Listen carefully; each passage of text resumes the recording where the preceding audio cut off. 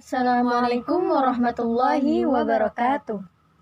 Baik, dalam kesempatan kali ini, izinkan kami untuk menyampaikan presentasi dari salah satu tugas mata kuliah Teologi Islam dengan judul presentasi Relasi Akal dan Wahyu dalam Beragam Perspektif Firqah-Firqah Teologi Islam. Perkenalkan, nama saya Eni Munayasari dan saya Nur Latifah. Baik, untuk mempersingkat waktu, langsung saja kita masuk ke pembahasan pertama. Nah, pada pembahasan pertama kita akan membahas tentang pengertian akal dan wahyu. Apa itu akal? Kata akal berasal dari bahasa Arab yang berarti ikatan, pemikiran, pemahaman, dan pengertian. Akal dalam pengertian Islam tidak dimaksudkan sebagai otak, tetapi merupakan daya berpikir yang terdapat dalam jiwa manusia untuk memperoleh pengetahuan dengan memperhatikan alam sekitarnya. Kata akal dapat diartikan sebagai daya pikir yang memberikan kekuatan kepada manusia untuk merancang dan mengoreksi serta mengukuhkan sesuatu dan menetapkan keputusan di antara berbagai macam hal yang ditemui manusia dalam mencapai apa yang diinginkan. Dan apa itu wahyu? Kata wahyu juga berasal dari bahasa Arab yang memiliki makna tersembunyi dan cepat, atau lebih sering disebut sebagai sebuah pemberitahuan tersembunyi dan cepat kepada orang yang terpilih tanpa seorang pun yang mengetahuinya. Menurut Muhammad Abduh, dalam risalah At-Tauhid, wahyu artinya pengetahuan yang didapat seseorang dalam dirinya sendiri disertai keyakinan bahwa semua itu datang dari Allah, baik melalui perantara maupun tanpa perantara, baik menjelma seperti suara yang masuk dalam telinga maupun lainnya. Baik, untuk pembahasan selanjutnya, yaitu kita akan membahas tentang akal dan wahyu sebagai sumber pengetahuan manusia. Menurut Harun Nasution, pengetahuan yang diperoleh akal bersifat relatif, mungkin benar dan mungkin salah. Sedangkan pengetahuan yang didapat dari wahyu diyakini bersifat absolut dan mutlak benar. Adapun mengenai kemampuan akal manusia dan fungsi wahyu dalam kaitannya mengetahui Tuhan dan kewajiban-kewajiban manusia terhadap Tuhan, Harun Nasution menjelaskan bahwa akal sebagai daya berpikir yang ada di dalam diri manusia berusaha keras untuk sampai kepada Tuhan, dan wahyu sebagai penggambaran alam metafisika turun kepada manusia dengan keterangan-keterangan tentang Tuhan dan kewajiban-kewajiban manusia terhadap Tuhan. Konsep ini merupakan sistem teologi yang dapat digunakan terhadap aliran-aliran teologi Islam yang berpendapat bahwa akal manusia bisa sampai kepada Tuhan. Yang menjadi persoalan selanjutnya ialah sampai di manakah kemampuan akal manusia dapat mengetahui Tuhan dan kewajiban-kewajiban manusia? Dan sampai manakah besarnya fungsi wahyu dalam kedua hal ini? Adapun aliran-aliran yang berpendapat dalam hal ini dengan jawabannya masing-masing, seperti aliran Asy'ariyah, Mu'tazilah, Maturidiyah, Bukhara, dan Maturidiyah Samarkand. Untuk pembahasan selanjutnya akan disampaikan oleh teman saya. Baiklah, saya akan melanjutkan penjelasan materi dari teman saya tadi. Apa saja pandangan firqah-firqah teologi Islam tentang kedudukan akal dan wahyu? Yang pertama, menurut aliran Mu'tazilah. Menurut aliran Mu'tazilah, wahyu mempunyai fungsi konfirmasi dan informasi. Artinya, memperkuat apa-apa yang telah diketahui oleh akal dan menerangkan apa-apa yang belum diketahui oleh akal. Dan dengan demikian, wahyu itu menyempurnakan pengetahuan yang telah diperoleh akal. Kaum Mu'tazilah dikenal sebagai aliran yang paling banyak menggunakan akal dalam pembahasan-pembahasan teologinya.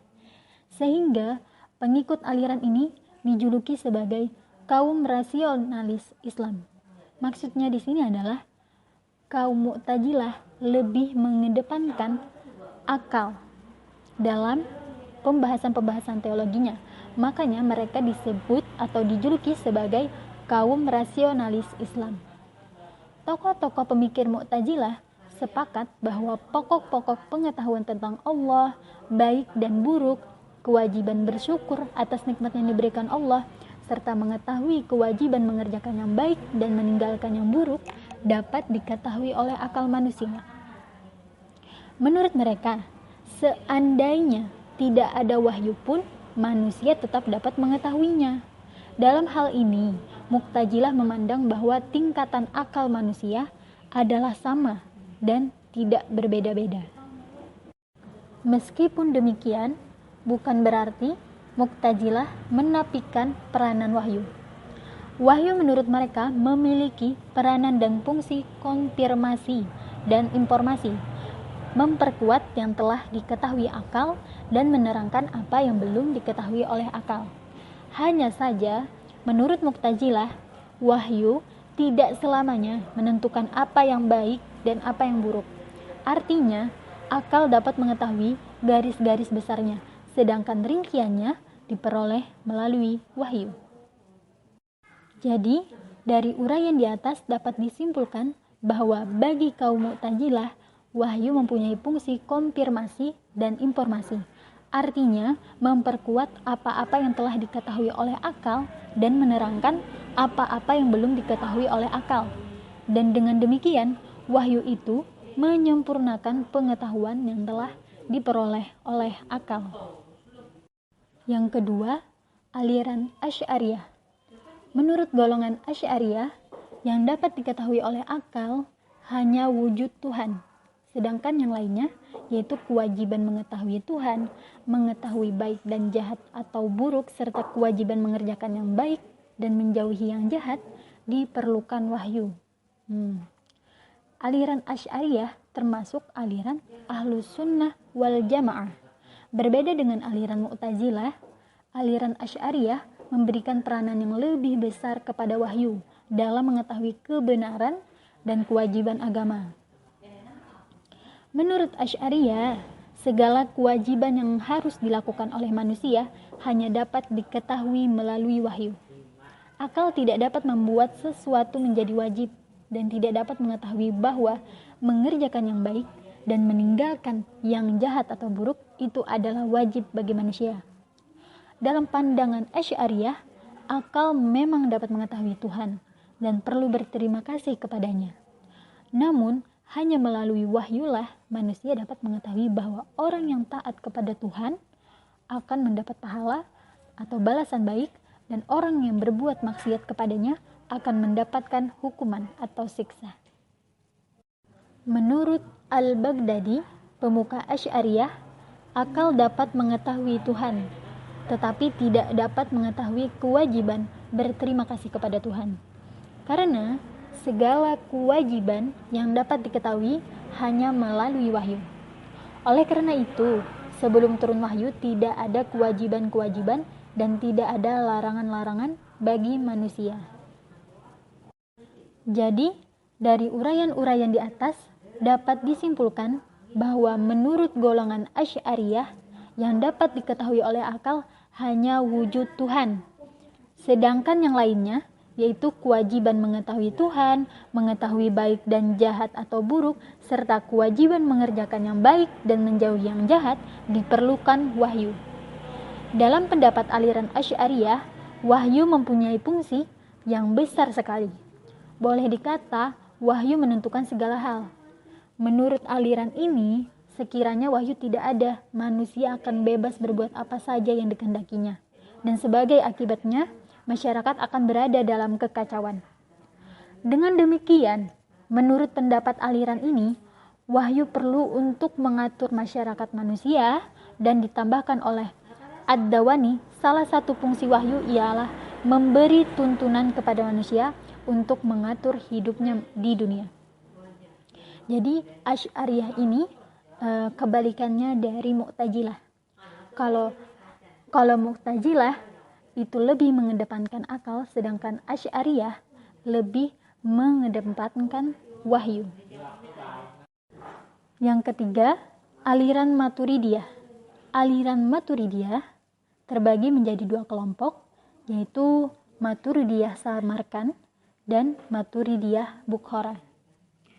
Menurut Maturidiyah Samarkand, akal dapat mengetahui 3 dari 4 persoalan pokok tersebut, yaitu kewajiban mengetahui Tuhan, berterima kasih kepada Tuhan, serta mengetahui baik dan buruk. Sedangkan yang terakhir, kewajiban mengerjakan yang baik dan meninggalkan yang jahat adalah wewenang, wahyu, dan Tuhan.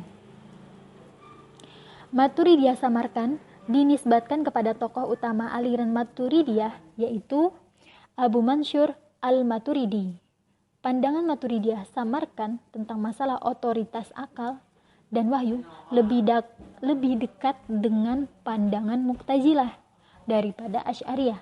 Jadi, aliran Maturidiyah Samarkand ini, masalah otoritas akal dan wahyu lebih dekat dengan pandangan Mu'tazilah daripada Asy'ariyah. Maturidiyah Samarkand berpendapat bahwa akal manusia dapat mengetahui eksistensi Tuhan karena Allah sendiri yang memerintahkan manusia untuk menyelidiki dan merenungi alam ini. Hal ini menunjukkan bahwa akal manusia dapat mencapai ma'rifatullah. Oleh karena itu, akal sudah mengetahui tentang kewajiban mengetahui Tuhan dan berterima kasih kepadanya sebelum datangnya wahyu. Sekiranya tidak ada wahyu, akal pun dapat mengetahui kewajiban manusia untuk berterima kasih kepada Tuhan dan akan berdosa bila tidak percaya kepadanya. Dalam hal ini, walaupun pandangan Maturidiyah Samarkand sangat dekat dengan pandangan Mu'tazilah, tetapi di sini ada perbedaannya.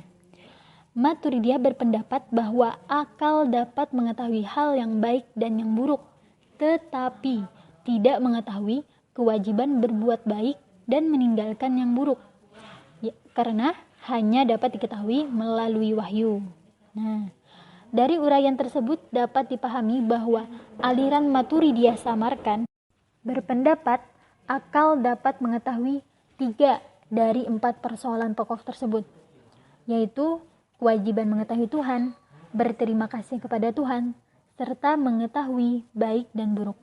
Sedangkan yang terakhir, kewajiban mengerjakan yang baik dan meninggalkan yang jahat adalah wewenang Tuhan, wewenang wahyu, dan Tuhan. Yang kedua, Maturidiyah Bukhara. Menurut Maturidiyah Bukhara, berpendapat bahwa sebelum datangnya Rasul, percaya kepada Tuhan tidaklah wajib, dan tidak percaya kepada Tuhan bukanlah suatu dosa.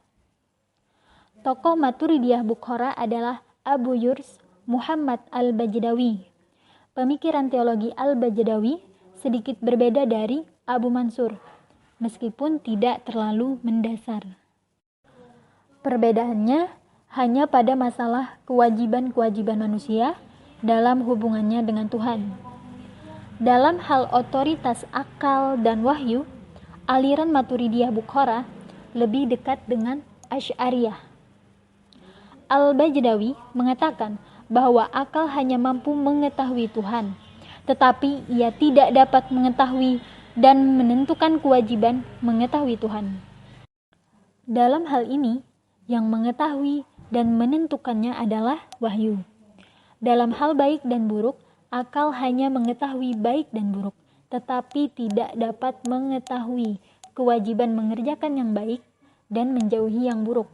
Sedangkan yang menentukan kewajiban mengetahui mengenai yang baik dan buruk itu adalah Tuhan sendiri. Pada prinsipnya, akal menurut pandangan aliran Maturidiyah Bukhara tidak dapat mengetahui kewajiban-kewajiban, tetapi hanya dapat mengetahui sebab-sebab dari proses kewajiban itu menjadi wajib.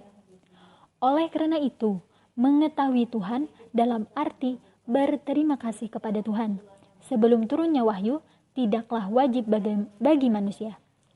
Para alim ulama Bukhara berpendapat bahwa sebelum datangnya Rasul, percaya kepada Tuhan tidaklah wajib dan tidak percaya kepada Tuhan bukanlah suatu dosa. Baiklah, selanjutnya perbandingan masing-masing aliran. Bagi aliran Mu'tazilah, keempat masalah yaitu mengetahui Tuhan, mengetahui baik dan jahat, kewajiban mengetahui Tuhan, dan kewajiban mengerjakan yang baik dan menjauhkan yang jahat dapat diketahui oleh akal. Yang kedua, bagi aliran Asy'ariyah, akal hanya dapat mengetahui wujud Tuhan, mengetahui baik dan jahat, kewajiban mengetahui Tuhan, kewajiban mengerjakan yang baik dan menjauhkan yang jahat dapat diketahui melalui wahyu. Yang ketiga, bagi aliran Maturidiyah Samarkand, akal dapat mengetahui wujud Tuhan, mengetahui baik dan jahat, dan kewajiban mengetahui Tuhan, kewajiban mengerjakan yang baik dan menjauhkan yang jahat dapat diketahui melalui wahyu. Yang keempat, bagi aliran Maturidiyah Bukhara, akal dapat mengetahui wujud Tuhan dan mengetahui baik dan jahat, kewajiban mengetahui Tuhan dan kewajiban mengerjakan yang baik dan menjauhkan yang jahat dapat diketahui melalui wahyu. Jadi, dapat disimpulkan mengenai pemakaian akal bagi masing-masing aliran, Harun Nasution menyimpulkan aliran Mu'tazilah memberikan daya besar kepada akal. Aliran Maturidiyah Samarkand memberikan daya kurang besar daripada Mu'tazilah, tetapi lebih dari Maturidiyah Bukhara. Di antara semua aliran itu, Asy'ariyah lah yang memberikan daya terkecil kepada akal. Selanjutnya, Harun Nasution menyimpulkan tentang fungsi wahyu. Menurutnya, wahyu mempunyai kedudukan terpenting dalam aliran Asy'ariyah dan fungsi terkecil dalam paham Mu'tazilah. Bertambah fungsi yang diberikan kepada wahyu oleh suatu aliran, bertambah kecil daya akal dalam aliran itu. Sebaliknya, semakin sedikit fungsi wahyu dalam suatu aliran, bertambah besar daya akal dalam aliran itu. Baiklah, kita masuki yaitu kesimpulannya. Kesimpulannya, yang pertama, akal menurut pendapat para filosof Islam ialah daya berpikir yang terdapat dalam diri manusia. Akal menurut mereka terbagi dua, yaitu akal praktis atau amilah, yaitu menerima arti-arti yang berasal dari materi melalui indera pengingat. Yang kedua, akal teoritis alimah, yaitu menangkap arti-arti murni, arti-arti yang tak pernah ada dalam materi, seperti Tuhan, roh, dan malaikat. Akal menurut para teolog Islam, yaitu daya untuk memperoleh pengetahuan, daya yang membuat manusia dapat membedakan suatu benda dari benda lain, atau dapat membedakan antara kebaikan dan kejahatan. Yang kedua, wahyu. Wahyu yaitu sabda Tuhan yang disampaikan kepada orang pilihannya, nabi dan rasul, agar diteruskan kepada umat manusia untuk dijadikan pegangan hidup.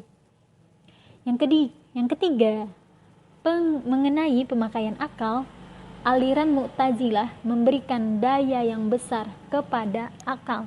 Jadi Mu'tazilah memberikan daya yang besar kepada akal.